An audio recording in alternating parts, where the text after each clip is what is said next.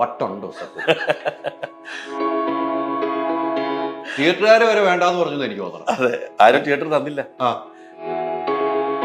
മലയാളത്തിലേക്ക് പതുക്കെ പതുക്കെ അപ്പൊ നമ്മുടെ ഐഡന്റിറ്റി മാറും.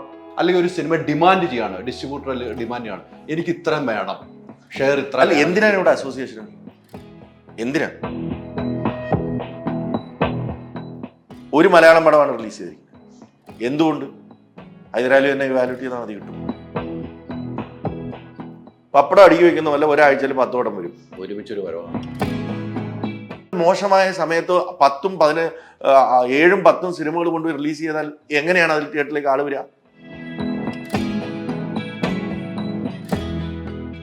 നമ്മൾ തിയേറ്ററുകളിൽ വിളിക്കുമ്പോൾ അവർ പറയുന്ന എന്ത് ചെയ്യാനാ, അവർ വന്ന് ഇങ്ങനെ പറയുകയാണ്, നമുക്കത് ഇല്ലാതെ നിലനിൽപ്പില്ല. എനിക്ക് കിട്ടുന്നുണ്ട്. ഞാൻ പറഞ്ഞു, ഇത് ഞാനല്ല, ഇതിന്റെ ഫ്യൂച്ചർ കാണുക. ആ സിനിമയും കൂടെ എടുത്തോണ്ട് വന്നാ പോരെ?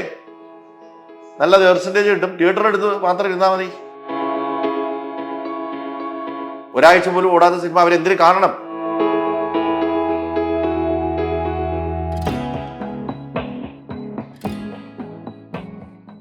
നമസ്കാരം. ഞാൻ ഇന്നലെ ഒരു സിനിമ കണ്ടു, കൽബ്. നമ്മുടെ കൽബ് എടുത്തുകൊണ്ട് പോയി എന്ന് വേണമെങ്കിൽ പറയാം. അവസാനത്തെ ക്ലൈമാക്സ് ഒക്കെ കണ്ണു നിറയാതെ ഒരാൾക്കും ഇറക്കാൻ കഴിയില്ല. പക്ഷെ അതിൻ്റെ പ്രൊഡ്യൂസറായ വിജയ് ബാബു ഉണ്ട്. എനിക്ക് വിജയ് ബാബുവിന് വട്ട് എന്ന് ഞാൻ പറയേണ്ടി വരും. കാരണം നേരത്തെ എത്രയോ പുതിയ ആളുകളെ വെച്ചു, അങ്കമാലി ഡയറീസ്, പിന്നെ പട്ടിയെ വെച്ചു, വീണ്ടും 30 പുതിയ ആർട്ടിസ്റ്റുകളെ വെച്ചു. വട്ടുണ്ടോ സത്യം? വട്ടല്ല, നമുക്ക് ഇഷ്ടമുള്ള സിനിമകൾ ചെയ്യുക എന്നുള്ളത് തന്നെയാണ് അന്നും ഇന്നും എന്നും ചെയ്തുകൊണ്ടിരുന്നത്. അങ്ങനെയാണ്. ഇപ്പൊ ആട് 1ന്റെ സെക്കൻഡ് പാർട്ട് ഇറക്കുമ്പം ഇതേ ചോദ്യം ചോദിച്ചാൽ എനിക്ക് ചോദിച്ചാ ഒന്നും ഇല്ലാത്ത സെക്കൻഡ് ഇറക്കുന്നു, തിയേറ്ററുകാർ വരെ വേണ്ടാന്ന് പറഞ്ഞു എനിക്ക് തോന്നണം. അതെ, ആരും തിയേറ്റർ തന്നില്ല. അന്ന് ഒരു ക്രിസ്മസ് സമയത്താണ്. വട്ടാണോ എന്ന് ചോദിച്ചവരുണ്ട്. അപ്പൊ 5 സിനിമകളുടെ കൂടെ 5 വമ്പൻ സിനിമകൾ, മമ്മൂക്കയുടെ പടമുണ്ട് മാസ്റ്റർ പീസ്, പൃഥ്വിരാജിന്റെ വിമാനമുണ്ട്, വിനീത് ശ്രീനിവാസന്റെ ആന അലറൽ, മായാനദി ഉണ്ട്, ആഷികമുണ്ട്. അപ്പം അന്ന് നമുക്ക് 5ാം സ്ഥാനമേ ഉള്ളൂ സിനിമയ്ക്ക്. അതായത് ഇത് തിയേറ്റർ ഇല്ല. ആലപ്പുഴ എന്ന് പറയുന്ന മേജർ സെന്ററിൽ നമുക്ക് തിയേറ്റർ ഇല്ല. അപ്പൊ അന്ന് ഇതേ ചോദ്യം തിയേറ്ററുകാർ ചോദിച്ചു, ഇയാൾക്ക് വട്ടാണോ ഈ ഒരു പരാജയ ചിത്രത്തിന്റെ 2ാം ഭാഗം ലോക സിനിമയിൽ കേട്ടിട്ടുള്ളത് സാധനം നോക്കാം.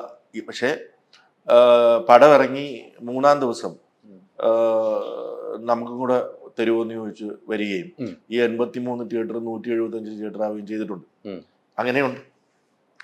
ഇതേപോലെ അങ്കമാലി ഡയറീസ് ചെയ്യുമ്പോൾ അന്ന് ലിജോയുടെ കുറച്ച് മോശം സമയമാണ്. കാരണം ഡബിൾ ബാരൽ ഭയങ്കര ഹൈപ്പോട് കൂടി ഇറങ്ങുകയും അത് തിയേറ്ററിക്കലി വർക്കാവാതിരിക്കുകയും പിന്നെ 2 വർഷത്തോളം ലിജോ സിനിമ ചെയ്തിട്ടില്ല.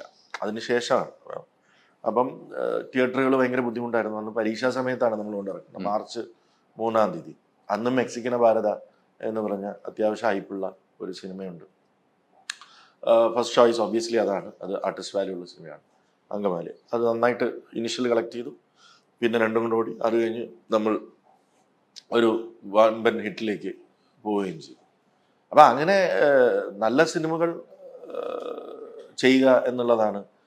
മങ്കിപ്പൻ ചെയ്തപ്പോഴും അന്ന് മങ്കിപ്പൻ എന്നുള്ളൊരു പേര് ആരും ഇതെന്താണ് ഇത് കുട്ടികളിയോ എന്ന് ചോദിച്ചവരുണ്ട്. ഇത് ഒരു മെയിൻ സീസണിൽ തന്നെയാണ് അത് ഇറക്കുന്നത്. അങ്ങനെ ഇപ്പം ആട് ചെയ്ത് കഴിഞ്ഞിട്ട് ഇനിയും വലിയ സിനിമകൾ ചെയ്യണം, ഇനി വലിയ ഇത് ചെയ്യണം എന്ന് പറഞ്ഞിട്ട് ഞാൻ ജൂൺ എന്ന് പറഞ്ഞൊരു സിനിമയാണ് ഇറക്കിയത്. അന്ന് രജീഷ ഒരു സിനിമ ആണ് ചെയ്തിരിക്കുന്നത്, ഒരെണ്ണം ഇറങ്ങാനിരിക്കുന്നത്. അപ്പം അന്ന് രജീഷനെ സെൻട്രൽ ക്യാരക്ടറാക്കി ആണ് ജൂൺ എന്ന് പറഞ്ഞ സിനിമ ഇറക്കുന്നത്. അപ്പം സൂഫിയും സുജാതയും ഹോം ചെയ്തപ്പോഴും ആളുകൾ എന്നോട് ചോദിച്ചു, ഇതെന്താണ്? അത്യാവശ്യം ബഡ്ജറ്റിൽ ചെയ്യുന്ന സിനിമയാണ്, ഇന്ദ്രൻ ചേട്ടനെ നായകനാക്കി ചെയ്യുന്ന സിനിമ. അപ്പൊ ഇതൊക്കെ നമ്മൾ കേട്ടിട്ടുള്ളത് തന്നെയാണ്. ഇപ്പൊ കൽബ് കൊണ്ടുവരുമ്പോഴും ഇത് തന്നെയാണ്. വീണ്ടും പുതുമുഖങ്ങൾ ഈ കുത്തൊഴുക്കിന്റെ ഇടയിലേക്ക് എങ്ങനെയാണ് ഇത് പിടിച്ചു നിൽക്കുക അങ്ങനെ ചോദിക്കുന്നുണ്ട്. പക്ഷെ നമ്മളെന്താണോ സിനിമയിൽ വന്നപ്പോൾ ചെയ്യാൻ ആഗ്രഹിച്ചത്, നല്ല കണ്ടന്റ് സിനിമകൾ ഉണ്ടാക്കുക. മലയാളം എന്നും അറിയപ്പെട്ടിരുന്നത് നല്ല കണ്ടന്റ് സിനിമകൾക്കാണ്. ആ കണ്ടന്റ് സിനിമകൾ അതിന് അനുയോജ്യരായി ആയിട്ട് തോന്നുന്ന ആർട്ടിസ്റ്റുകളെ വെച്ചിട്ട് നമ്മൾ ചെയ്ത് കണ്ടന്റിലേക്ക് ഫോക്കസ് ചെയ്ത് നല്ല സിനിമകൾ ചെയ്യുക എന്ന ഉദ്ദേശത്തോടു കൂടി തന്നെയാണ് ഫ്രൈഡേ ഫിലിം ഹൗസ് ആരംഭിക്കുന്നതും. ആ ട്രാക്കിൽ തന്നെയാണ് നമ്മൾ പോയിക്കൊണ്ടിരിക്കുന്നത്. മാറ്റി ചിന്തിക്കണോ എന്നുള്ളത് ആലോചിക്കണം. അല്ല, അങ്ങനെ ആലോചന ഉണ്ടോ? അല്ല, ആലോചന ഇല്ലായെന്നൊന്നുമില്ല. കാരണം പഴയ ഒരു കാലമല്ല. അതായത് കഴിഞ്ഞ കോവിഡിന് ശേഷം റീസ്റ്റാർട്ട് ചെയ്ത മലയാള സിനിമയിൽ കുറേ പ്രശ്നങ്ങളുണ്ട്. കുറേ പ്രശ്നങ്ങൾ ഞങ്ങൾ കുറച്ച് പേര് അഡ്രസ്സ് ചെയ്യുന്നുണ്ടെങ്കിലും ആ പ്രശ്നങ്ങൾ മാറ്റിയില്ലെങ്കിൽ മലയാള സിനിമയുടെ ഐഡന്റിറ്റി എന്തായിരുന്നു? അതായത് നമ്മൾ വർഷങ്ങളായിട്ട്, അതായത് മലയാള സിനിമ ജനിച്ചപ്പോൾ മുതൽ നമ്മൾ എങ്ങനെയാണ് അറിയപ്പെട്ടിരുന്നത്? നല്ല കഥകളുള്ള നല്ല കണ്ടന്റ് സിനിമകൾ. നമ്മൾ ഒരിക്കലും തെലുങ്കിനെയോ തമിഴിനെയോ ഹിന്ദിയോ കോപ്പി ചെയ്തിട്ട് അങ്ങനെ ഒരു തട്ടുപൊളിപ്പൻ സിനിമകളിലേക്ക് പോയിട്ടില്ല. നമ്മൾ പണ്ടൊക്കെ തെലുങ്കും തമിഴും കാണും നമ്മൾ, പക്ഷേ നമ്മൾ കുറേയൊക്കെ കളിയാക്കും. ഇതെന്താണ് അൺഇമാജിനറി ആയിട്ടുള്ള, അതായത് ഓവർ ദ ടോപ്പ് ആയിട്ടുള്ള സാധനങ്ങൾ കാണിക്കുന്നു, നായകൻ വന്ന് 250 പേരെ ഇടിച്ചിടുന്നു, അങ്ങനെ അങ്ങനെയൊക്കെ നമ്മൾ ഫണ്ടാക്കുമെങ്കിലും ചില സിനിമകൾ നമ്മൾ ഇഷ്ടപ്പെട്ടു പോയിക്കൊണ്ടേയിരുന്നു. അതേ സാധനം നമ്മൾ മലയാളത്തിലേക്ക് പതുക്കെ പതുക്കെ അഡാപ്റ്റ് ചെയ്ത് കൊണ്ടുപോയി അവരെ കോപ്പി ചെയ്ത് അതിലേക്ക് പിടിച്ചു നിൽക്കാനായിട്ട് ആ രീതിയിലുള്ള സിനിമകളിലേക്ക് പോകുന്നു എന്നുള്ളൊരു തോന്നൽ വന്നു തുടങ്ങി. അപ്പോൾ നമ്മുടെ ഐഡന്റിറ്റി മാറും. അങ്ങനെയുള്ള സിനിമകൾ വരുമ്പോൾ പ്രേക്ഷകരും അതിനെ അക്സെപ്റ്റ് ചെയ്ത് തുടങ്ങുന്നു. കാരണം കോവിഡ് സമയത്തുണ്ടായ ഒരു exposure to other language films, അത് OTT-യിലൂടെ ആവാം, എങ്ങനെയായാലും ഉണ്ടായ പല സിനിമകളും ഡബ് ചെയ്ത് മലയാളത്തിലേക്ക് വരുന്നു. അതായത് OTT-യുടെ ഒരു ക്രൈറ്റീരിയ ആണ്. അതായത് അവരെടുക്കുമ്പോൾ എല്ലാ ലാംഗ്വേജിൻ്റെയും വമ്പൻ സിനിമകളുടെ അവകാശം എടുക്കുമ്പോൾ തമിഴ്, തെലുങ്ക്, കന്നഡ, ഹിന്ദി ഇതിൻ്റെ എല്ലാം ഡബും കൂടെ അവരെടുത്തു വയ്ക്കുന്നു. അപ്പോൾ ഇവരെന്തായാലും അതിലേക്ക് പൈസ സ്പെൻഡ് ചെയ്യുന്നു. അവർ അതിനെ മലയാള സിനിമയായിട്ട് സെൻസർ ചെയ്യുന്നു. അപ്പോൾ അത് റിലീസ് ചെയ്തേക്കാം, വേറെ ചിലവൊന്നുമില്ല. അപ്പോൾ അത് റിലീസ് ചെയ്തേക്കാം എന്ന് പറഞ്ഞ് ഇവിടെ വരുമ്പോൾ മലയാള സിനിമയ്ക്ക് എപ്പോഴാണ് റിലീസ് ചെയ്യേണ്ടതും കൂടെ നമ്മുടെ ഭാരവാഹികൾ എന്ന് പറയുന്ന ഡിസ്ട്രിബ്യൂഷൻ അല്ലെങ്കിൽ തിയേറ്റർ അസോസിയേഷൻ പറയണം. ഇല്ലെങ്കിൽ മലയാള സിനിമയുടെ ഐഡന്റിറ്റി പോവുകയും മലയാള സിനിമ ഇല്ലാണ്ടാവുകയും ചെയ്യും. അല്ല, ആ ഇല്ലാതാകുക എന്ന് പറയുന്നത് നമുക്കിപ്പോൾ അന്യഭാഷാ സിനിമകളിലെ ഒരു വലിയ കുതിപ്പാണ് മലയാള ഇൻഡസ്ട്രിയിൽ കാണുന്നത്. അത് ഡിസ്ട്രിബ്യൂട്ട് ചെയ്യാൻ വലിയ ആളുകൾ വരുന്നു, തിയേറ്ററുകാർ അത് ഏറ്റെടുക്കുന്നു. പക്ഷെ മലയാള സിനിമയ്ക്ക് അത്ര സ്ഥാനം തരുന്നില്ല. തിയേറ്ററുകാർ നോക്കുമ്പോൾ അല്ലെങ്കിൽ ഡിസ്ട്രിബ്യൂട്ടർ നോക്കുമ്പോൾ അവർക്ക് ഈ ശതമാനത്തിൽ കൂടുതൽ കിട്ടുന്നു. 55% ഉണ്ട്, 60% ഉണ്ട്. മലയാള സിനിമയ്ക്ക് കൃത്യമായിട്ട് ഒരു എമൗണ്ട് ഉണ്ട്. അല്ലെങ്കിൽ ഒരു സിനിമ ഡിമാൻഡ് ചെയ്യാണ്, ഡിസ്ട്രിബ്യൂട്ടർ ഡിമാൻഡ് ചെയ്യാണ്, എനിക്ക് ഇത്രയും വേണം, ഷെയർ ഇത്ര. എന്തിനാണ് ഇവിടെ അസോസിയേഷൻ? എന്തിനാ ഇതൊക്കെ കൺട്രോൾ ചെയ്യാനും? നമ്മൾ ആസ് എ പ്രൊഡ്യൂസർ നമ്മൾ ഇവിടെ അന്യഭാഷാ സിനിമകൾ വരണ്ട എന്ന് പറയുന്നില്ല. അന്യഭാഷ, നേരത്തെ ചോദിച്ച ചോദ്യത്തിന്, വമ്പൻ ഡിസ്ട്രിബ്യൂഷൻ കമ്പനികൾ വമ്പൻ സിനിമകളുമായിട്ട് വരുന്നു. അപ്പോൾ അവർക്ക് അവരുടെ ഓഫീസുകൾ അവിടെ ആയിരിക്കും. അവർക്ക് അവിടെ നിന്ന് ചിലപ്പോൾ പൊളിറ്റിക്കൽ പ്രഷറോ എന്തെങ്കിലും പ്രഷർ വന്നിട്ട് എന്നാൽ പിന്നെ ഞങ്ങളുടെ സിനിമയും കൂടെ, അതിവിടെ ഡിമാൻഡുള്ള സിനിമ ആവണമെന്നില്ല. അത് ഇവിടെ ഡിമാൻഡുള്ള, ഇപ്പം ഈ അറ്റ് ദിസ് മൂമെന്റ് ഇവിടെ ഡിമാൻഡുള്ള, നമുക്കറിയാം ഏതൊക്കെ ആക്ടേഴ്സിനാണ് ഇവിടെ, അല്ലെങ്കിൽ ഏതൊക്കെ ഡയറക്ടേഴ്സിനാണ് അവരുടെ സിനിമകൾക്ക് ഒരു പ്രത്യേക ഓഡിയൻസ് മലയാളത്തിലുണ്ട് എന്നും ഉണ്ടായിരുന്നു. ഈ ഒരു ഡിമാൻഡ് കണ്ടുകൊണ്ട് തന്നെ അവിടെ എല്ലാം 25-30 കമേഴ്ഷ്യൽ ആർട്ടിസ്റ്റ് ഉള്ള ഇൻഡസ്ട്രിയാണ്. തെലുങ്കായാലും തമിഴായാലും കന്നഡ ആണെങ്കിലും ഹിന്ദി ആണെങ്കിലും അല്ലേ. അപ്പം അവിടെയൊക്കെ ഈ ചില ആർട്ടിസ്റ്റുകളുടെ ഡിമാൻഡ് കാണുകയും അവരെ പാൻ സൗത്ത് ആർട്ടിസ്റ്റായിട്ട് കൊണ്ടുവരാൻ ഉള്ള ഒരു പ്രയത്നത്തിന്റെ ഭാഗമായിട്ട് എല്ലാ ആർട്ടിസ്റ്റുകളുടെ സിനിമകളും ഈ വമ്പൻ ഡിസ്ട്രിബ്യൂഷൻ കമ്പനികൾ ഞങ്ങളുടെയും കൂടെ എന്ന് പറയുമ്പോൾ അവർക്ക് പല പ്രഷർസ് ഉണ്ടാവാം. ചിലപ്പോൾ ഒരു മന്ത്രിയോ ആരെങ്കിലും ഒക്കെ ഒന്ന് വിളിച്ചു പറഞ്ഞിട്ടുണ്ടാവും അവിടെ നിന്ന്, അല്ലേ? ബിക്കോസ് അവിടെ എല്ലാം ഇന്റർലിങ്ക്ഡ് ആണല്ലോ, സിനിമയും പൊളിറ്റിക്സും എല്ലാം ഇന്റർലിങ്ക്ഡ് ആണ്. അപ്പോൾ 1, 2, 10 പടങ്ങൾ ഇവിടെ പൊട്ടിയാലും എന്തായാലും അവരിവിടെ മലയാളത്തിൽ സിനിമ ഡബ് ചെയ്ത് റെഡിയാക്കി വെച്ചിട്ടുണ്ട്. എന്നാൽ പിന്നെ അപ്പോൾ ആ പ്രഷർ ഇവിടെ തിയേറ്ററിലേക്ക് ഇങ്ങനെയുള്ള ഡിസ്ട്രിബ്യൂഷൻ കമ്പനികൾ ഇടും. എന്താ പറയണേ, ഇത് തന്നാലേ അത് തരുള്ളൂ, ഇത് തന്നാൽ അത് തരാം, മറ്റത് തരാം. അങ്ങനെ വരുമ്പോ എൻ്റെ ഒരു കാഴ്ചപ്പാടിൽ തിയേറ്ററുകൾ ആ പ്രഷറിലേക്ക് സക്കമെന്റ് ചെയ്യും. ഇവിടെ ഇന്നിപ്പം നമ്മൾ നോക്കൂ, കഴിഞ്ഞ മലയാള സിനിമയുടെ ജനനം തൊട്ടിട്ട് ആദ്യത്തെ ക്രിസ്മസ് ആണ് ഒരു മലയാളം പടം റിലീസ് ചെയ്തത്, അല്ലേ? തീർച്ചയായും 5 മലയാളം പടം ആവറേജ് റിലീസ് കൊണ്ടിരിക്കുന്നതാണ് ക്രിസ്മസ്. ഒരു മലയാളം പടമാണ് റിലീസ് ചെയ്തിരിക്കുന്നത്. എന്തുകൊണ്ട്? ഹൈദരാലി തന്നെ വാലിഡിറ്റി ചെയ്താൽ മതി, കിട്ടും, അല്ലേ? അത്ഭുതമാണ് കേട്ടോ. അത്ഭുതമല്ലേ? പിന്നെ അപ്പൊ ഈ മലയാളം പടങ്ങൾ പ്രൊഡ്യൂസ് ചെയ്ത് റെഡിയായി ഇരിപ്പുണ്ട്. ഇതെല്ലാം കൂടെ എപ്പോ വരും? പപ്പടം അടുക്കി വെക്കുന്ന പോലെ ഒരാഴ്ചയിൽ 10 പടം വരും, ഒരുമിച്ചൊരു വരവാണ്. അതെപ്പോഴാ? ഏറ്റവും പ്രശ്നമുള്ള സമയത്ത്. സീസണുകൾ, നല്ല ടൈമുകൾ, ഹോളിഡേയ്സ്, ഇതെല്ലാം എല്ലാ ഭാഷകളിലും സിനിമകൾ ഇറങ്ങുന്നുണ്ട്. അതെല്ലാം കൂടെ മലയാളത്തിലും പാരലൽ റിലീസ് ആവാൻ തുടങ്ങിയാൽ മലയാള സിനിമ എന്ന് റിലീസ് ചെയ്യണം എന്നും കൂടെ പറയണം. എന്നിട്ട് തിയേറ്ററിൽ ആള് വരുന്നില്ല, മലയാള സിനിമയ്ക്ക് ആള് വരുന്നില്ല എന്ന് പറയുന്നതിന് അതിനൊരു ഒരു ഒരു ഒരു കോൺട്രഡിക്ഷൻ ഉണ്ട്. കാരണം വളരെ മോശമായ സമയത്ത് 10ഉം 7ഉം 10ഉം സിനിമകൾ കൊണ്ട് റിലീസ് ചെയ്താൽ എങ്ങനെയാണ് അതിൽ തിയേറ്ററിലേക്ക് ആള് വരിക? വലിയൊരു ചോദ്യമാണ്, വലിയ പ്രശ്നമാണ്. ഞാൻ ഇന്നലെയും കൂടെ അസോസിയേഷനിൽ ഇത് വിളിച്ച് സംസാരിച്ചു. രേഖാമൂലം തരും വലിയ പ്രശ്നമാണ്, ഞങ്ങൾ അറിഞ്ഞുകൊണ്ടിരിക്കുകയാണ് തന്നെയാണ് പറയണത്. ഞാൻ പറഞ്ഞു, ഞാൻ രേഖാമൂലം തരാം, എനിക്കാരെ പേടിക്കാനാ? നമ്മൾ നല്ല സിനിമകൾ ഉണ്ടാക്കുക എന്നുള്ള ഉദ്ദേശമാണ്. പക്ഷെ distribution, content is king, distribution is kingdom. Okay, നമ്മൾ നല്ല സിനിമകൾ ചെയ്യുന്ന ബാനർ എന്ന്, അല്ലെങ്കിൽ ഒരുപാട് നല്ല സിനിമകൾ കൊടുത്തിട്ടുള്ള ബാനർ എന്നുള്ള ഉള്ളത് കൊണ്ട് എനിക്ക് അത്യാവശ്യം തിയേറ്ററുകൾ കിട്ടുന്നുണ്ട്. പക്ഷെ ഒരുപാട് സുഹൃത്തുക്കൾ, ഒരുപാട് നല്ല സിനിമ ചെയ്യാൻ ആഗ്രഹിക്കുന്നവർ, നല്ലവർ എന്നെ അപ്രോച്ച് ചെയ്യുന്നവരുണ്ട്. ഇതൊന്ന് ഡിസ്ട്രിബ്യൂട്ട് ചെയ്ത് തരുമോ? നടക്കത്തില്ല എന്ന് എനിക്കറിയാം. ഞാൻ ആ സിനിമ പ്രിവ്യൂ കണ്ടിട്ട് നല്ല സിനിമയാണ്, പക്ഷേ എനിക്ക് അത് കഴിയില്ല. ഒരു നല്ല സമയത്ത് I can do justice to U.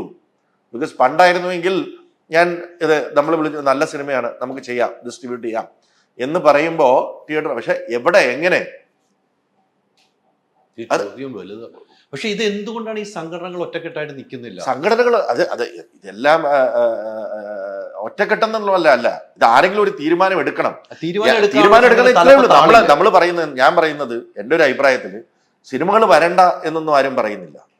പക്ഷേ ഇവിടെ എന്നും മാർക്കറ്റ്, അല്ലെങ്കിൽ ലാസ്റ്റ് കളക്ഷൻ ഓക്കെ, ഒരു വിജയുടെ പടം, അല്ലെങ്കിൽ അജിത്തിന്റെ പടം, അല്ലെങ്കിൽ രജനി സാറിന്റെ പടം ഇത്ര കളക്ഷൻ ഉള്ളതാണ്. അപ്പോൾ അതിന് ഇങ്ങനെ ഒരു റിലീസ് ഇതാണ്.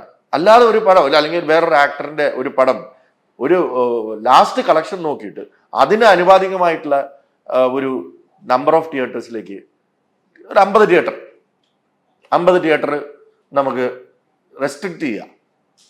ആ 50 തിയേറ്ററിൽ ഒരു സിനിമയ്ക്ക് കളക്ഷൻ വന്നാൽ അങ്ങനെ എന്തെങ്കിലും അതിനൊരു ഫോർമുല വേണം. മലയാള സിനിമയെ കാട്ടിൽ കൂടുതൽ തിയേറ്ററിൽ ഒരു മാർക്കറ്റും ഇല്ലാത്ത ഒരു ആർട്ടിസ്റ്റിന്റെ, അന്യഭാഷ ആർട്ടിസ്റ്റിന്റെ സിനിമയ്ക്ക് കൊടുക്കുന്നുണ്ടെങ്കിൽ ആ സിനിമയുടെ കളക്ഷനുമായിട്ട് ബന്ധപ്പെട്ടിട്ടുള്ള അത് പ്രഷറിൽ വീണതുകൊണ്ട് മാത്രമാണ്. അങ്ങനെയാണ് എനിക്ക് റിപ്പോർട്ട്സ് കിട്ടുന്നത്. നമ്മൾ തിയേറ്ററുകളിൽ വിളിക്കുമ്പോൾ അവർ പറയുന്നത് എന്ത് ചെയ്യാനാ, അവർ വന്ന് ഇങ്ങനെ പറയുകയാണ്, നമുക്കത് ഇല്ലാതെ നിലനിൽപ്പില്ല. ഈ തിയേറ്റർ അസോസിയേഷനും വിതരണക്കാരുടെ അസോസിയേഷനുമായിട്ട് എന്നും തമ്മിത്തല്ലുണ്ട്. ഇല്ല എന്ന് ഞാൻ പറയാം. ഞാൻ പല പ്രശ്നങ്ങളും കൈകാര്യം ചെയ്യാൻ പോയിട്ടുണ്ട്. ഇവർ തമ്മിൽ ഏകീകരണം ഇല്ല എന്ന് തന്നെയാണ് എനിക്ക് തോന്നുന്നത്. കാരണം നിർമ്മാതാക്കൾ സംഘടന ഇതിനകത്ത് സൈലന്റ് ആണ്. ഇപ്പൊ താങ്കളും നിർമ്മാതാവാണ്, ഡിസ്ട്രിബ്യൂഷൻ ഉണ്ട്, എല്ലാം ഉണ്ട്. ഓക്കെ, ഈ അസോസിയേഷൻ തിയേറ്റർ ഉടമകൾ പറയുന്നത് ഞങ്ങൾക്ക് തമിഴ് സിനിമ വന്നാൽ ഇത്ര പെർസെൻറ്റേജ് കൊടുക്കണമെന്ന് വലിയ വിതരണക്കാർ പറയുന്നു. നമുക്ക് കൊടുക്കാൻ കഴിയില്ല എന്ന് കഴിഞ്ഞ ജനറൽ ബോഡിയിൽ വരെ തീരുമാനം. ഈ ജനുവരി തൊട്ട് പുതിയ മാനദണ്ഡം വരുവാണെന്ന് പറഞ്ഞു.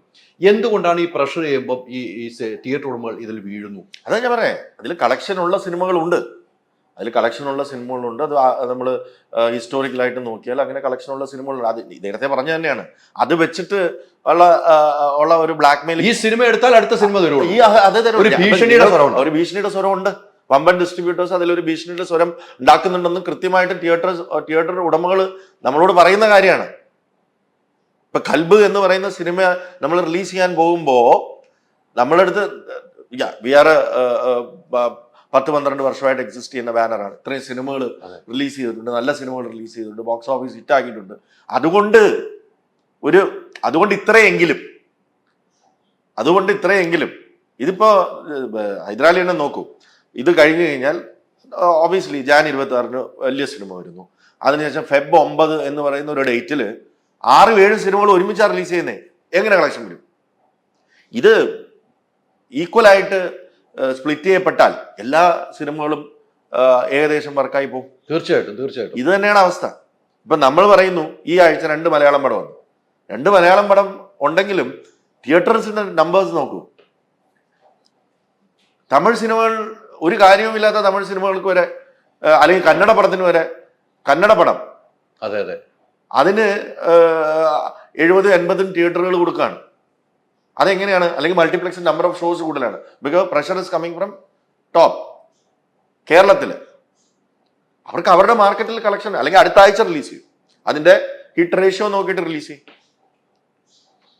ഇപ്പൊ രേഖാമൂലം കംപ്ലൈന്റ് ചെയ്യാമല്ലോ. രേഖാമൂലം കംപ്ലൈന്റ് കൊടുത്തോ? കംപ്ലൈന്റ് അല്ല, നമ്മൾ പറഞ്ഞിരുന്നു. ഇത് കംപ്ലൈന്റ് ആയിട്ടല്ല, ഞാൻ കണ്ട ഒരു ഒബ്സർവേഷൻ ആണ്.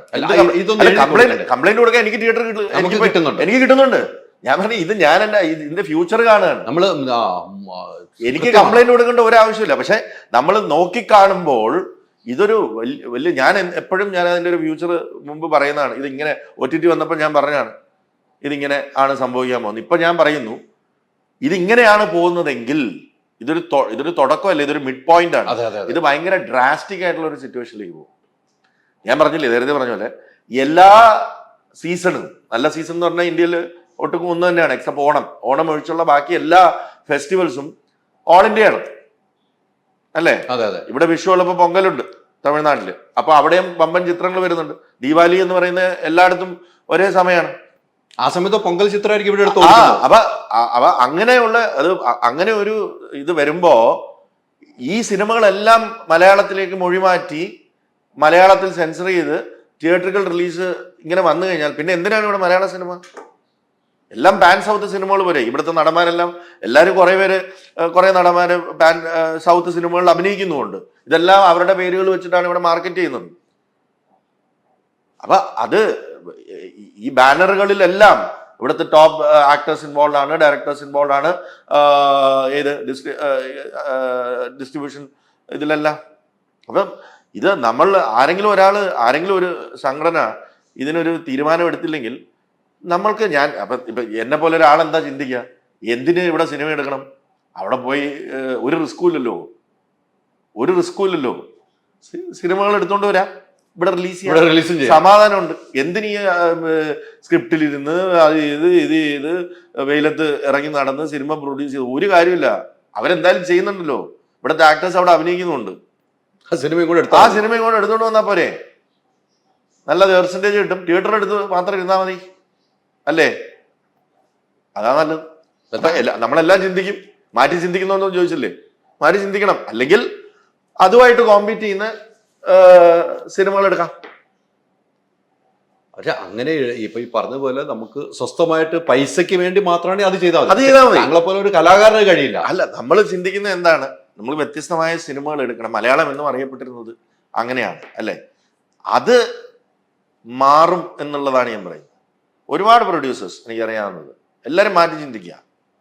ഡയറക്ടേഴ്സ് നല്ല ക്രിയേറ്റീവ് ഡിഫറെന്റ് സിനിമകൾ കൊണ്ടുവരാൻ കേപ്പബിലിറ്റി ഉണ്ടെന്ന് ഞാൻ വിശ്വസിക്കുന്ന യങ് ഡയറക്ടേഴ്സ് പോലും പറയാം, ചേട്ടാ അതൊന്നും ഇനി വർക്കാവില്ല, നമുക്കൊരു ബിഗ് ബഡ്ജറ്റ് സിനിമ ചെയ്യാം, എല്ലാവരും അതിനുവേണ്ടി കാത്തിരിക്കുക. ഫൈറ്റ് നോർമൽ എങ്ങനെയായിരുന്നോ തെലുങ്കും തമിഴും മുമ്പ്, അതായത് നമുക്ക് അവരുമായിട്ടുള്ള ഇപ്പോഴത്തെ ബഡ്ജറ്റിൽ ഒരിക്കലും കോമ്പീറ്റ് ചെയ്യാൻ പറ്റില്ല. പക്ഷെ അവര് 10 വർഷം മുമ്പ് എന്തായിരുന്നു അതാണ് നമ്മളിപ്പോ ചിന്തിച്ചു തുടങ്ങിയിരിക്കുന്നത്. നേരത്തെ നമ്മൾ 10 വർഷം മുമ്പ് ഇറക്കിയ സിനിമകൾ 10 വർഷത്തിന് ശേഷം അന്യഭാഷയിൽ റീമേക്ക് ചെയ്ത് സൂപ്പർ ഹിറ്റ് ആയിട്ടുണ്ട്. ഇപ്പം റാംജി റാവു സ്പീക്കിംഗ് എന്ന് പറയുന്ന സിനിമ 10 വർഷത്തിന് ശേഷം ഹിന്ദി ചെയ്തപ്പോഴും സൂപ്പർ ഹിറ്റാ. അങ്ങനെ ഉള്ള ഒരു ഭാഷയാണ് മലയാളം. നമ്മൾ നമ്മുടെ ഹ്യൂമറസ് സിനിമകൾ അല്ലെ, കോമഡി സിനിമകൾ, നല്ല ത്രില്ലേഴ്സ്, ഇതൊക്കെ എത്രയോ വർഷങ്ങൾക്ക് ശേഷം എത്രയോ ഭാഷകളിൽ റീമേക്ക് ചെയ്യപ്പെട്ട് അവിടെ ഇട്ടുണ്ട്. ഇപ്പൊ നേരെ തിരിയാണ്. അവര് 10 വർഷം മുമ്പ് എന്തായിരുന്നോ ഫൈറ്റ്, ഡാൻസ്, പാട്ട്, അങ്ങനെയുള്ള കുറെ സാധനങ്ങൾ നമ്മൾ അതിനോട് മത്സരിക്കുകയാണ്.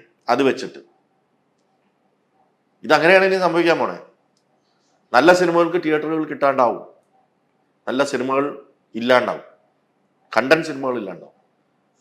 നമ്മൾ ഇപ്പം നമുക്കും 15ഓളം കമേഴ്ഷ്യൽ ആർട്ടിസ്റ്റ് ഉണ്ട് അല്ലേ? ഒരു കൊച്ചു സ്റ്റേറ്റ് ആണ്, എന്നാലും ഏറ്റവും കൂടുതൽ സിനിമകൾ ഇറങ്ങുന്ന സ്റ്റേറ്റ് ആണ്. 15ഓളം കമേഴ്ഷ്യൽ ആർട്ടിസ്റ്റ് ഉള്ള സ്റ്റേറ്റ് ആണ്. ഈ 15 പേരും ഈ ട്രാക്കിലേക്ക് ചിന്തിക്കാൻ തുടങ്ങിയാൽ ഇൻറ്റു 3 സിനിമ ആവറേജ് ചെയ്യുന്നുണ്ടോ, അല്ലെങ്കിൽ 4 സിനിമ ആവറേജ് ചെയ്യുന്നവരുണ്ട് അല്ലേ? പിന്നെ നമുക്ക് ഡയറക്ടേഴ്സ് ഉണ്ട്, വലിയ ടോപ്പ് ഡയറക്ടേഴ്സ് ഉണ്ട്. അവരും ഇതേപോലെ ചിന്തിക്കാൻ തുടങ്ങി. ഒരു 60 പടം, വലിയ പടങ്ങൾ ഒരു വർഷം വന്ന വേറെ എവിടെ സ്പേസ് ഇരിക്കുന്നു? ഒരു 60 പടം അവിടെ നിന്നും വരില്ലേ? മൊത്തത്തില് 60 70 ഒക്കെ വരും. അത് 100 ആവും ചിലപ്പോൾ. അപ്പൊ നമ്പർ കറക്റ്റാ. അല്ല, ഇവിടെ പറയുമ്പോൾ മറ്റൊരു കാര്യമുണ്ട് വിജയ് ബാബു. 2023 185 സിനിമകൾ ഇറങ്ങി.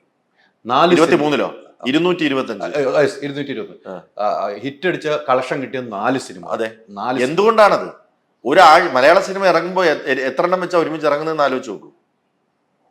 എത്ര എണ്ണം വെച്ചാൽ ഒരുമിച്ച് ചുമ്മാ പേരിന് ഇറക്കി വിടുകയാണ്. അതിൽ നല്ലതും ഒക്കെ മോശമായതുകൊണ്ട് നല്ലതൊക്കെ തിരിച്ചറിയാൻ കഴിയുന്നില്ല. കാരണം ഇതൊന്നും റൈറ്റ്സും വിൽക്കാൻ പോണില്ല, ഇതൊന്നും വെളിച്ചം കാണില്ല. എത്രയോ നല്ല സിനിമകൾ ബോക്സ് ഓഫീസിലും 1 2 ഒക്കെ, അതായത് മൾട്ടിപ്ലക്സിലൊക്കെ ഒരു ഷോ ഒക്കെ വന്ന് പോയ നല്ല സിനിമകളുണ്ട്.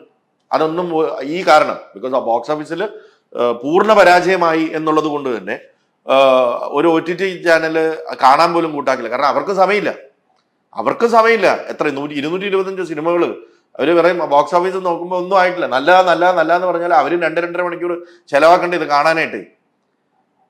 ഒരാഴ്ച പോലും ഓടാത്ത സിനിമ അവരെന്തിനു കാണണം? അപ്പൊ അത് ടോട്ടലി വാഷ് ഔട്ട് ആയി പോവുകയാണ്. എന്നാൽ നേരെ തിരിച്ച് അത്യാവശ്യം ഒരു രീതിയിൽ അതിനെ റിലീസ് ചെയ്യപ്പെട്ടു ഒരു എബോവ് ആവറേജ് പോയാൽ OTT ചാനലോ സാറ്റലൈറ്റ് ചാനലോ അത് കാണാനെങ്കിലും കൂട്ടാക്കും. കൊള്ളാം എന്ന് വെച്ചിട്ട് കണ്ടന്റ് കൊള്ളാം, നമുക്ക് ഇട്ടുപോകാം എന്ന് പറഞ്ഞൊക്കെ മനസ്സിലായി. ഇപ്പൊ അതൊന്നും ഇനി നടക്കാൻ പോണില്ല. ഇപ്പൊ പറഞ്ഞാൽ 225 സിനിമകൾ ഇറങ്ങി, 4 സിനിമകൾ കളക്ഷൻ കിട്ടി, 10 സിനിമകളും 13 സിനിമകൾ ഹിറ്റ് അടിച്ചിട്ടുണ്ട്. കളക്ഷന്റെ കാര്യത്തിൽ ഹിറ്റ് അടിച്ചിട്ടുണ്ട്. അവിടെ തിയേറ്റർ ഉടമകൾ പറഞ്ഞ ഒരു മീറ്റിംഗിൽ പറഞ്ഞ കാര്യം, സിനിമകൾ ഇങ്ങനെ ഇറക്കാൻ ഞങ്ങൾ സമ്മതിക്കില്ല, കണ്ടന്റ് ഉള്ള സിനിമകൾ, ഞങ്ങൾക്ക് ഏത് സിനിമ ഓടുമെന്ന് ഞങ്ങൾക്കറിയാം. എങ്ങനെയാ അവര് വിലയിരുത്തുക? എനിക്ക് മനസ്സിലായി. അതൊരു വിചിത്രമായി എനിക്ക് തോന്നി. എന്താ പിന്നെ അവര് സ്ക്രിപ്റ്റ് വായിച്ചിട്ട് ഇത് ചെയ്യാൻ പറയാം, അതല്ലേ നല്ലത്. ഇനിയിപ്പോ അങ്ങനെ ചെയ്യാം. നമുക്ക് തിയേറ്റർ അസോസിയേഷൻ സ്ക്രിപ്റ്റ് കൊടുക്കാം, ഇത് കണ്ടന്റ് സിനിമയാണെന്ന് പറയട്ടെ, നമുക്ക് പ്രൊഡ്യൂസ് ചെയ്യാം. അല്ലേ? എങ്ങനെ അവർ തിരിച്ചറിയും? അല്ല, അതാ പറഞ്ഞേ. അങ്ങനെയാണെങ്കിൽ അങ്ങനെ എന്നാ ശരി, ഏതാണെന്ന് അവര് തിരിച്ച് പറയട്ടെ, ഞാൻ കൊടുക്കാം. കുറച്ച് പേര് നമ്മളെല്ലാവരും സ്ക്രിപ്റ്റ് കൊടുക്കാം, സാർ ഇത് ചെയ്യട്ടെ, കണ്ടന്റ് സിനിമയാണെന്ന് തോന്നുന്നുണ്ടോ? നിങ്ങൾ എല്ലാവരും അവരോട് ജോലി ചെയ്യുകയല്ലേ വേണ്ടത്. ഇത് എനിക്ക് ആ വാർത്താ സമ്മേളനത്തിൽ ഞാൻ ചോദിച്ചു, അത് എങ്ങനെ നിങ്ങൾ തിരിച്ചു? ഞങ്ങൾക്കറിയാം, ഞങ്ങൾ ഇത്ര നാൾ തിയേറ്റർ ആണെന്ന് ഞങ്ങൾക്ക് ഏത് സിനിമ ഓടുമെന്ന് ജീവിതത്തിൽ പറയാൻ പറ്റും, ഏത് സിനിമ ഓടും എന്നുള്ളത്. അല്ല, കുറച്ചൊക്കെ സിനിമ കാണുന്നവർക്ക്, നമ്മൾ അതിനെ ഇത് നമ്മൾ ഒബ്സർവ് ചെയ്യുന്നവർക്ക് ഇനി എന്തായിരിക്കും ജനങ്ങൾക്ക് ഇഷ്ടപ്പെടുക എന്നുള്ളത് അസസ് ചെയ്യാനുള്ള കഴിവുണ്ടാവാം. ചില തിയേറ്ററുകാർക്ക് നല്ല ക്രിയേറ്റീവ് സെൻസ് ഉള്ളവരുണ്ട്, നല്ല ക്രിയേറ്റീവ് സെൻസ് ഉണ്ട്, വർഷങ്ങളായിട്ട് സിനിമ. അപ്പൊ അതെല്ലാ ഇതിലും ഉണ്ട്. എന്ന് വെച്ചാൽ നമുക്ക് ആർക്കും പ്രഡിക്റ്റ് ചെയ്യാൻ പറ്റില്ല. നമ്മളെല്ലാരും ചെയ്യുന്നത് അത് തന്നെയാണ്. ഇപ്പൊ നമ്മള് ഓടാത്തൊരു സിനിമ എടുക്കാനാണോ നോക്കുന്നത്?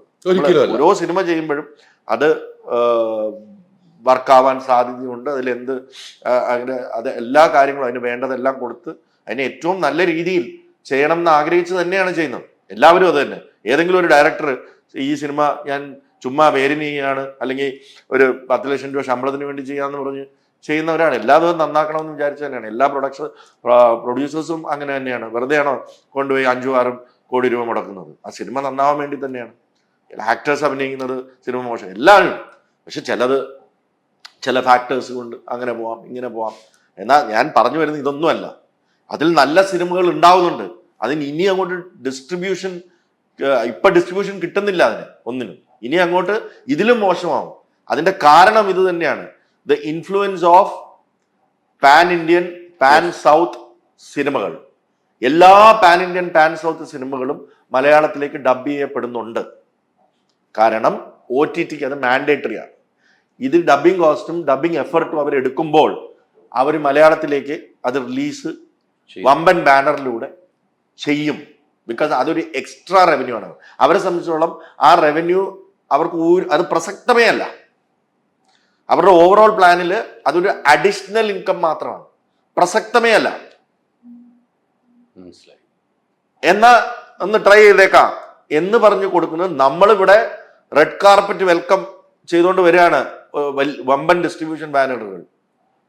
എന്നിട്ട് അത് ടെക്നിക്കലി അവരുമായിട്ടൊരു ഇക്വേഷൻ, ആ ഒരു ബാനറും അല്ലെങ്കിൽ അവിടുത്തെ ബാനറും അവിടുത്തെ ആൾക്കാരുമായിട്ടുള്ള ഒരു ഇക്വേഷൻ ബിൽഡിംഗ് എക്സസൈസ് മാത്രമാണിത്.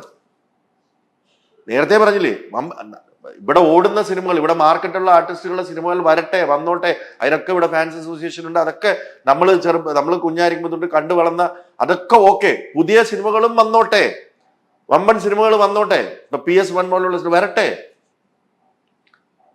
അതൊന്നും പ്രശ്നമല്ല. പക്ഷെ എല്ലാ സിനിമകളും വരണം, അത് ഇങ്ങനെ തന്നെ റിലീസ് ചെയ്യണം എന്ന് വാശി പിടിക്കുന്ന ഡിസ്ട്രിബ്യൂഷൻ കമ്പനികളോട് എനിക്ക് എതിർപ്പാണ്. അതിനൊരു ക്യാപ്പ് വെക്കണം. 50 തിയേറ്റേഴ്സ് കേരളത്തിൽ മൾട്ടിപ്ലക്സിൽ 2 ഷോ, അത് ഓടുന്നെങ്കിൽ ഓടിക്കോട്ടെ, മറ്റു സിനിമയ്ക്കും കൊടുക്കുക. അപ്പം മലയാള സിനിമയ്ക്ക് സ്പേസ് കിട്ടും. ഇത് എല്ലാ സിനിമ അവര് ഈ ഡിസ്ട്രിബ്യൂഷൻ കമ്പനീസിന്റെ ഉദ്ദേശം എന്താണെന്ന് മനസ്സിലാവണില്ല, ആരെ പ്രീതിപ്പെടുത്താനാണെന്നും മനസ്സിലാവണില്ല. ഇത് മലയാള സിനിമയ്ക്ക് ഇത് ഡിസാസ്റ്ററാണ്.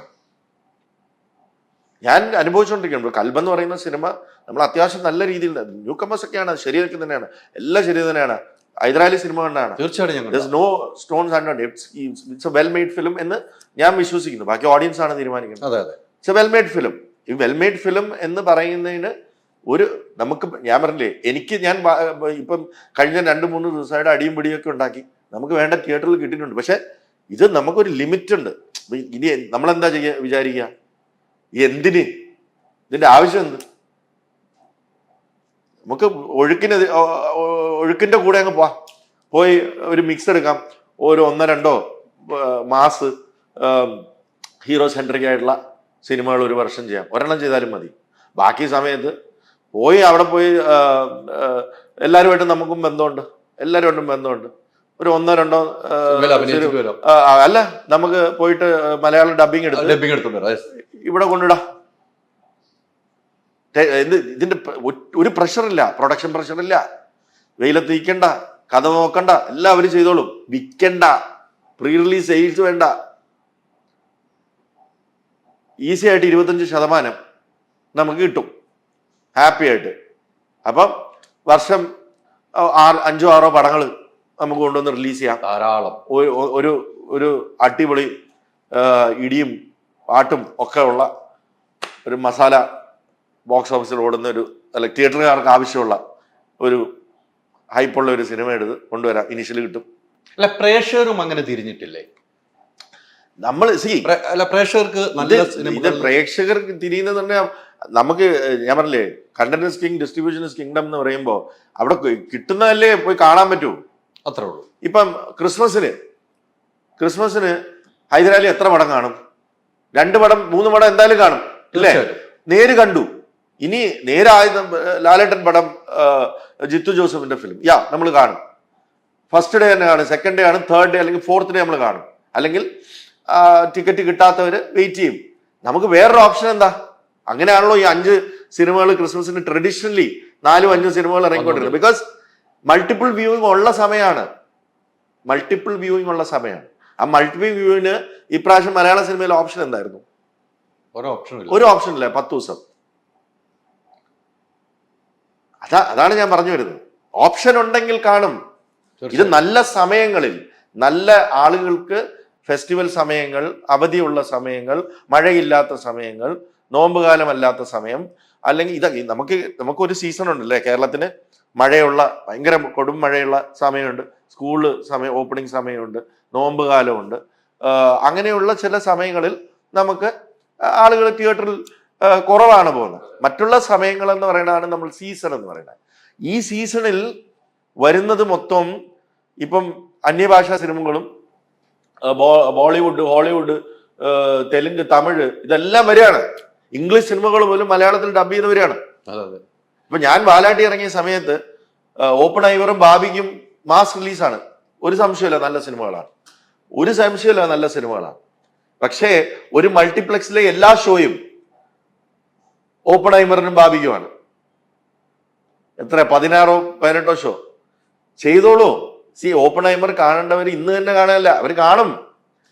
അത് നിങ്ങൾ 10 ഷോ ഇത് റെസ്ട്രിക്റ്റ് ചെയ്യും, ഒരു 4 ഷോ മലയാള സിനിമയ്ക്ക് കൊടുക്കും. ഈ റെസ്ട്രിക്ഷൻ അല്ലെങ്കിൽ ഈ ഒരു ക്യാപ്പ് വന്നില്ലെങ്കിൽ കുഴപ്പമാണെന്നാണ് ഞാൻ പറയുന്നത്. തീർച്ചയായിട്ടും ഈ ക്യാപ്പ് ഈ അന്യഭാഷാ സിനിമകൾക്ക്, മലയാളത്തിൽ ഡബ് ചെയ്ത് വരുന്ന സിനിമകൾക്ക് ഒരു ക്യാപ്പ് വെക്കൂ സീസണിൽ. മലയാള സിനിമയ്ക്ക് ഒരു ഒരു ഒരു ഒരു ഒരു ക്യാപ്പ് വെച്ചിട്ട് ഇത്ര പെർസെൻറ്റേജ് മലയാള സിനിമയ്ക്ക് നിങ്ങൾക്ക് ഒരു ദിവസം ഇത്ര ഷോ ഉണ്ടെങ്കിൽ ആ ഷോയുടെ 50% മലയാള സിനിമ ആയിരിക്കണം എന്ന് മൾട്ടിപ്ലക്സിന് ക്യാപ്പ് വെക്കാൻ ഈ അസോസിയേഷൻ പറ്റില്ലേ? തീർച്ചയായിട്ടും സാധിക്കും. ഈ മറ്റൊരു ഈ ഫെസ്റ്റിവൽ കന്നഡ ഇൻഡസ്ട്രി മുമ്പ് ഡബിങ് സിനിമകൾ വരാൻ പാടില്ലായിരുന്നു. അങ്ങനെയാണ് കന്നഡ ഇൻഡസ്ട്രി രക്ഷപ്പെട്ടത്.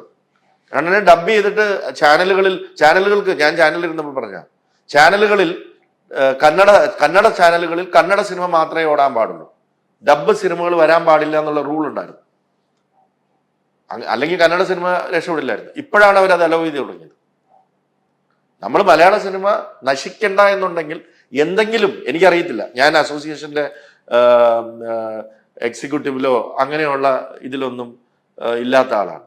അപ്പൊ അവിടെ സീനിയർ ആയിട്ടുള്ള നല്ല എക്സ്പീരിയൻസ് ഉള്ള കഴിവുള്ള പ്രൊഡ്യൂസേഴ്സും ഡിസ്ട്രിബ്യൂട്ടേഴ്സും ഒക്കെയാണ് അതിന്റെ ഹെൽമിൽ ഇരിക്കുന്നത്. ഞാൻ വിളിച്ച് പറയും. അപ്പൊ അതിനുള്ള തീരുമാനം എടുക്കണം എന്നാണ് പ്രൊഡ്യൂസർ അസോസിയേഷൻ മെമ്പറായ ഒരു പ്രൊഡ്യൂസർ എന്നുള്ള രീതിയിൽ എൻ്റെ അഭിപ്രായം. ഈ പറഞ്ഞ പോലെ ഫെസ്റ്റിവൽ സീസണിൽ ഇപ്പം നേര് ക്രിസ്മസ് ഇറങ്ങിയ സിനിമയാണ്. മറ്റൊരു പ്രധാന ഫെസ്റ്റിവൽ സീസണിൽ നമ്മുടെ മെയിൻ താരങ്ങളുടെ സിനിമ ഇറങ്ങിയാൽ അതോടൊപ്പം സിനിമ റിലീസ് ചെയ്യാൻ മടിക്കുന്ന പ്രൊഡ്യൂസർമാരും ഉണ്ട്. എങ്ങനെ? ഇപ്പം മമ്മൂക്കാട് ലാലേട്ടന് സിനിമ ഇറങ്ങും, വലിയ സിനിമകളാണെന്ന് വെക്കുക, വലിയ സിനിമകളാണ്. ആ സമയത്ത് ചെറിയ സിനിമകൾ, നമുക്ക് കണ്ടന്റ് ഉള്ള സിനിമകൾ അത് റിലീസ് ചെയ്യാൻ മടിക്കുന്ന പ്രൊഡ്യൂസർമാരും ഇല്ല. നമ്മളെപ്പോഴും അങ്ങനെ ബാലൻസ് ചെയ്താണ് നടക്കുന്നത്. നമ്പർ ഓഫ് തിയേറ്റേഴ്സിന്റെ ഡിഫറൻസ് മാത്രമേ ഉണ്ടാവാറായിരുന്നുള്ളൂ. ഞാൻ നേരത്തെ പറഞ്ഞില്ലേ, ഞാൻ ഇപ്പം നമ്മള് ആടിറക്കിയ സമയത്ത് മമ്മൂക്കാടെ പടം ഉണ്ടല്ലോ, അതിന് 200 തിയേറ്റർ പോകും. ആ കാലം മാറി. അല്ല, അങ്ങനെയാണ് അത് മിക്സ് ചെയ്ത്. നമുക്ക് ആ ചെറിയ സിനിമകൾക്ക് കൊച്ചു തിയേറ്ററുകൾ കുറച്ച് നമ്പർ ഓഫ് ഷോസ് മതി. അപ്പൊ അത് നല്ലതാണ്. അപ്പൊ മൾട്ടിപ്പിൾ വ്യൂയിങ് വരുമ്പോൾ മമ്മൂക്കാടെ പടവും ലാലേട്ടന്റെ പടവും വലിയ പടങ്ങളൊക്കെ കണ്ടു കഴിഞ്ഞു, ഇതിന് നല്ല അഭിപ്രായം ഉണ്ടല്ലോ, ഇതും കൂടെ കണ്ടേക്കാം എന്നാ അതും കൂടെ കാണാം. പണ്ടൊക്കെ അങ്ങനെയാണ്. അതിപ്പോ ഇല്ല എന്നാണ് പറഞ്ഞു വരുന്നത്. ബിക്കോസ് അന്യഭാഷാ സിനിമകൾക്ക് കൊടുക്കുകയാണ്. അവിടെ ഈ മലയാളത്തിലും അന്യഭാഷാ സിനിമയ്ക്ക് ആ ചെറിയ സിനിമകൾക്ക് തീരെ സ്പേസ് ഇല്ല എന്നാണ് പറയുന്നത്. There is no space. അത് നല്ല സിനിമകളായിരിക്കും. അപ്പൊ നമ്മള് ആ ചെറിയ സിനിമകൾക്ക് പറയുന്നത്, ഞങ്ങൾക്ക് ഇത് മെർസിഡീസ് വേണമെന്നല്ല പറയണേ, ഒരു മാരുതി കാറെങ്കിലും ഒന്ന് ഓടിപ്പോക്കോട്ടെ, പെട്രോൾ ഞങ്ങൾ അടിച്ചോളാം. അതാണ് സിറ്റുവേഷൻ. അതിനി ഉണ്ടാവില്ല എന്നാണ് പറഞ്ഞു വരുന്നത്. കൽബ് ഞാൻ ഇന്നലെ കണ്ടു. കൽബിലേക്ക് ഒന്ന് തിരിച്ചു. കൽബ് ഇന്നലെ കണ്ടു. എനിക്ക് ഭയങ്കരമായിട്ട് ഫീൽ ചെയ്ത ഒരു സിനിമയാണ്. നമ്മൾ പണ്ട് മണിയറ സിനിമയൊക്കെ എനിക്ക് ഓർമ്മ. യത്തീം എന്ന് പറഞ്ഞ സിനിമയാണ്. ഒരു മുസ്ലിം സബ്ജക്റ്റിലൂടെ പോയി അതിൻ്റെ ആദ്യ അവസാനം, ഞാൻ ഉള്ളത് ഓപ്പണായിട്ട് പറഞ്ഞു, എനിക്ക് ആദ്യമേ ആ സിനിമയിൽ അങ്ങനെ ഒന്നും ഇൻവോൾവ് ആകാൻ കഴിഞ്ഞില്ല. പിന്നീട് ആ സിനിമയിൽ ഞാൻ ശരിക്കും അലിഞ്ഞു ചേർന്ന ഒരു പ്രേക്ഷകൻ, ആങ്കറല്ല ഒരു പ്രേക്ഷകൻ എന്ന നിലയിലേക്ക് പോയി. അത്തരം ഒരു സബ്ജക്റ്റ് കേട്ടപ്പോൾ വിജയ് ബാബു ഇത് എടുക്കാം, നേരത്തെ സാജിദ് ഇത് വർഷങ്ങളായി കൊണ്ടുവരുന്ന വലിയ താരങ്ങളൊക്കെ ചെയ്യാൻ, ഞാൻ ഈ സബ്ജക്റ്റ് മൊത്തം കേട്ട ഒരാളാണ് അന്നുകൊണ്ട്. എങ്ങനെയാണ് വിജയ് ബാബു ഈ സിനിമയിലേക്ക് ഇൻവോൾവ് ആവുന്നത്? അല്ല, കൽബ്, ഞാൻ ഇപ്പം പ്രണയം എന്ന് പറയുന്നത്, ഞാൻ ഒരു ഇൻറ്റൻസ് പ്രണയം എന്ന് വെച്ചാൽ മലയാളികൾ എല്ലാ തരത്തിലുള്ള ജോണേഴ്സും പല ലാംഗ്വേജുകളും, കൊറിയൻ സിനിമകളും ഫ്രഞ്ച് സിനിമകളും അറബിക് സിനിമകളും വരെ കാണുന്ന ഒരു പ്രേക്ഷകനാണ്.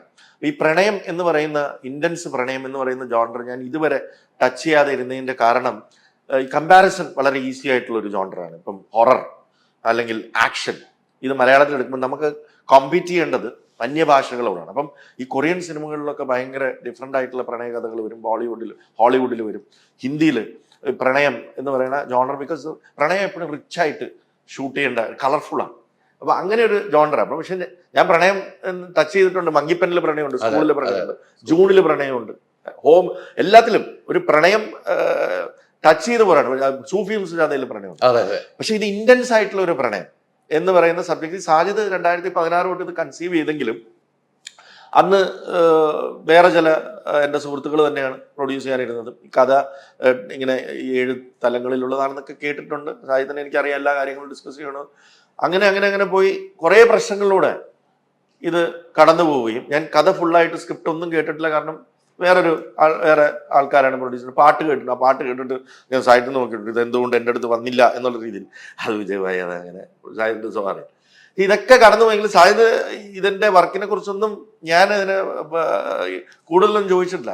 ഈ കഴിഞ്ഞ വർഷം ആണ് സാജിദ് വന്നിട്ട് കുറച്ച് പ്രശ്നങ്ങളുണ്ടായി. അതായത് 5 വർഷം മുമ്പ് കൺസീവ് ചെയ്ത സ്ക്രിപ്റ്റിൽ അത് നമ്മൾ കാലം മാറുമ്പോൾ അതിനനുസരിച്ചുള്ള അഡാപ്റ്റേഷൻസ്, അതിനനുസരിച്ചുള്ള ഇംപ്രവൈസേഷൻസ് വരുമ്പോൾ വരുന്ന കുറേ സജഷൻസ്, ആ സജഷൻസിൽ കുറേ അഭിപ്രായ വ്യത്യാസങ്ങൾ വന്ന് അതിങ്ങനെ സ്റ്റക്കായി നിൽക്കുകയാണ്. എനിക്കത് എങ്ങോട്ട് കൊണ്ടുപോകണമെന്ന് അറിയില്ല. കാരണം ഇനി അത് ഇരുന്ന് പോയാൽ അതിൻ്റെ സമയം കഴിഞ്ഞു പോകും. അങ്ങനെ നിൽക്കുന്ന ഒരു സമയത്ത് ഞാൻ എന്താ ചെയ്യേണ്ടതെന്ന് പറഞ്ഞു. ബിക്കോസ് അന്ന് ഷെയ്നായിരുന്നു.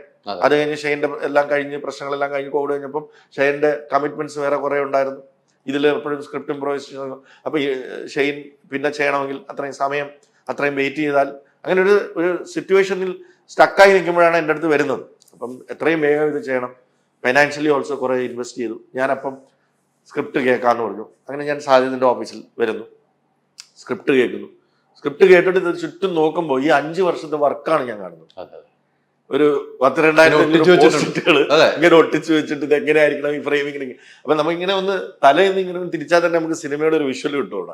അത്രമാത്രം ഇത് വർക്ക് ചെയ്ത് വെച്ചിരിക്കണമെന്നല്ല. അങ്ങനെ ഞാൻ എപ്പോഴും അതാണ് മോണിറ്റർ ചെയ്യുന്നത്. ഒരു ഡയറക്ടർ എത്രമാത്രം അതിൽ വർക്ക് ചെയ്തിട്ടുണ്ട് എന്നുള്ളത് നമ്മൾ മോണിറ്റർ ചെയ്യുന്നത്. അത് സാജിദിന്റെ ഖൽബ്. ആലപ്പുഴയിൽ ജനിച്ച സാജിദ് ആലപ്പുഴയുടെ കഥ പറയുന്നു. ഞാൻ അങ്കമാലി ഡയറീസിന്റെ ഇത് സമയത്തും അങ്കമാലി ചാലക്കുടി ജനിച്ച ലിജോയും അങ്കമാലി ജനിച്ച ചെമ്പനും കൂടെ അവിടുത്തെ കഥ പറയുമ്പോൾ അതെപ്പോഴും അവരുടെ ബെസ്റ്റ് ആയിരിക്കും എന്ന് ചിന്തിക്കുന്ന, അതേപോലെ സാജിദ് ആലപ്പുഴയുടെ കഥ പറയുമ്പോൾ സാജിദിന്റെ ഓർമ്മകളിലൂടെയുള്ള ആലപ്പുഴ അത് സാജിദിന്റെ ബെസ്റ്റ് ആയിരിക്കും എന്നുള്ള ഒരു ഗട്ട് ഫീലും ഇത്രയും വർക്ക് ചെയ്ത് വെച്ചിരിക്കുന്നത്. നല്ലൊരു സ്ക്രിപ്റ്റ്, ഇന്റൻസ് പ്രണയമാണ്, പക്ഷെ ഡിഫറെന്റ് ആണ്. നമ്മളൊരു പ്രണയ കഥയല്ല ഇവിടെ പറയും. നമ്മൾ പറയുന്നത് പ്രണയത്തിന്റെ 7 തലങ്ങൾ 2 ക്യാരക്ടേഴ്സിലൂടെ, അല്ലെങ്കിൽ ആലപ്പുഴയുടെ ബാക്ക്ഡ്രോപ്പിൽ 2 ക്യാരക്ടേഴ്സിലൂടെ പ്രണയത്തിന്റെ സൂഫി പുരാണങ്ങളിലുള്ള 7 തലങ്ങളാണ്. അതൊരു കഥയിലുപരി ആ തലങ്ങളിലെ നമ്മൾ ഇവരിലൂടെ ഇനാക്ട് ചെയ്യപ്പെടുന്നു എന്നുള്ളതാണ് ഖൽബിന്റെ പ്രത്യേകത. അവിടെ ഒരു ഡിഫറൻസ് ഉണ്ടെന്ന് എനിക്ക് തോന്നുന്നു. അങ്ങനെ ഒരു സിനിമ ഉണ്ടായിട്ടില്ല, ഞാൻ കണ്ടിട്ടില്ല. ഇനി ഉണ്ടോ എന്നുള്ളത് റിലീസ് ശേഷം നമുക്ക് അഭിപ്രായങ്ങൾ വരുമ്പം കമ്പാരിസൺസ് വരാം. അപ്പം ആ തലങ്ങൾ ഡിസ്കസ് ചെയ്യുന്ന ഒരു സിനിമ ഡിഫറെൻ്റ് ആണെന്ന് തോന്നി. പക്ഷെ അതിൻ്റെ നല്ല കളർഫുൾ ആണ്, ഭയങ്കര റിച്ചായിട്ട് ഷൂട്ട് ചെയ്യേണ്ട സാധനമാണ്. അപ്പം സിനിമയിലേക്ക് ഇൻവെസ്റ്റ് ചെയ്യാം. പിന്നെ ആക്ടേഴ്സിന് വേണ്ടി വെയിറ്റ് ചെയ്താൽ വീണ്ടും ഒരു വർഷം വരും. പിന്നെ അത് ആരാണോ വരുന്നത് അതിനനുസരിച്ച് വീണ്ടും സ്ക്രിപ്റ്റ് അഡാപ്റ്റ് ചെയ്യപ്പെടുമ്പോൾ അവരുടെ മാനേഴ്സിനനുസരിച്ച്. അപ്പം നമുക്ക് സാജിദ് എന്താണോ എഴുതിയിരിക്കുന്നത് അതിന് ആപ്റ്റ് ആയിട്ടുള്ള കഥാപാത്രങ്ങൾ വെച്ചിട്ട് ഇമ്മീഡിയറ്റ് ആയിട്ട് ന്യൂ കമേഴ്സിനെ വെച്ച് പോവാം എന്ന് സാഹിത്യനോട് ചോദിക്കുകയും സാഹിദ് എഗ്രി ചെയ്യും. ആ സമയത്ത് എൻ്റെ ഒരു റോഡ് മാപ്പിൽ ഖൽബ് ഉണ്ടായിരുന്നില്ല.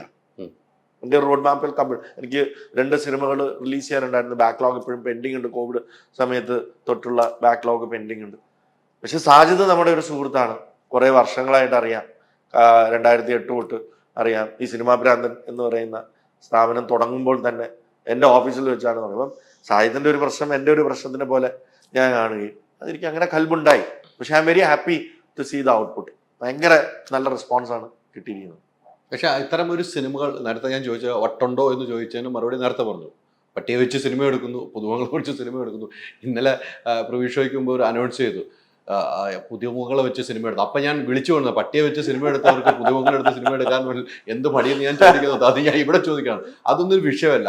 താങ്കൾക്ക് സ്ക്രിപ്റ്റ് ഇഷ്ടപ്പെട്ടാൽ അത് ചെയ്യും അല്ലേ? അത് ആരാണെങ്കിലും അതിന് മാറ്റമില്ല. അല്ല, അതിന് നമ്മളെപ്പോഴും ഒരു പ്ലാൻ ബി ഉണ്ടാക്കും. ഇതെങ്ങനെയാണ് സെല്ല് ചെയ്യപ്പെടേണ്ടത്, ഇതെങ്ങനെയാണ് നമ്മൾ 4 കാലം വീഴണം, അടുത്ത സിനിമ ചെയ്യാൻ ഞാൻ ഉണ്ടാവണം, ഇതൊക്കെ ചെയ്യും. അത് കുറച്ച് നാൾ മുമ്പ് എളുപ്പമായിരുന്നു, ഇപ്പൊ അത്ര എളുപ്പമല്ല. അതുകൊണ്ട് ഒന്ന് സൂക്ഷിച്ചു പോകുന്നതാണ് നല്ലതെന്ന് ഞാൻ സ്വയം എന്നോട് പറയാറുണ്ട് പറയാറുണ്ടല്ലോ പറയാറുണ്ടല്ലോ സ്വയം എന്നോട് പറയാറുണ്ട്. ലിജോ ഇതിനകത്ത് ഈ സിനിമ കണ്ടിരുന്നു അല്ലെ? ആ. ലിജോ കണ്ടിരുന്നു, കുറെ എഡിറ്റിംഗ് ടേബിളിലൊക്കെ ഇരുന്ന് കണ്ടിട്ട് പുള്ളി കുറെ കാര്യങ്ങളൊക്കെ പറഞ്ഞു. ഈ സിനിമയിൽ ഇത് വേണം, അല്ലെങ്കിൽ അത് വെട്ടിക്കുറയ്ക്കണം എന്നൊക്കെ പറഞ്ഞു. അദ്ദേഹം പറഞ്ഞ കാര്യങ്ങളെല്ലാം അദ്ദേഹം അല്ല, ലാസ്റ്റ് മിനിറ്റ് ആണ്. ലിജോ നല്ല തിരക്കായിരുന്നു എന്നാണ് അറിയാലോ.